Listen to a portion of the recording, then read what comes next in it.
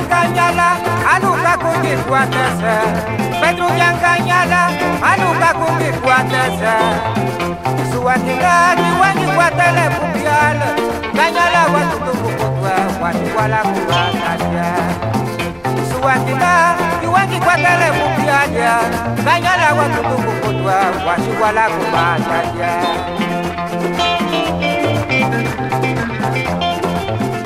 Antonio Antonio Japetalwa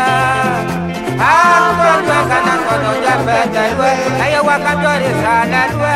Wandala kutumbo iswa Tumbo iso kumabula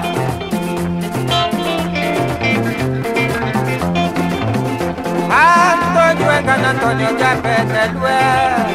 Antonio Antonio Japetalwa Aya wakandori salalwa Wandala kutumbo iswa Tumbo iso kumabula Ay, ay, ay, ay, ay, ay, ay, ay.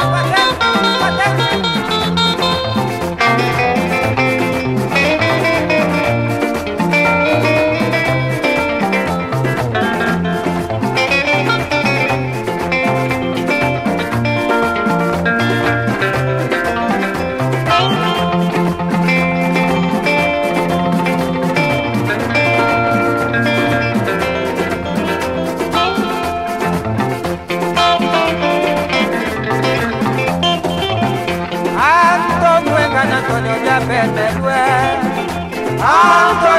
Antonio Japetalwa Aya wakandori salalwa Wandala kutumbo iswa Tumbo iso kumabula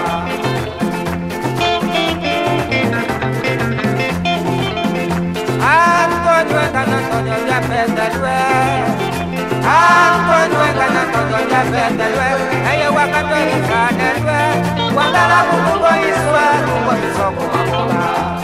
Wandala kutumbo iswa Tumbo iso kumabula Wandala kutumbo iswa Tumbo iso kumabula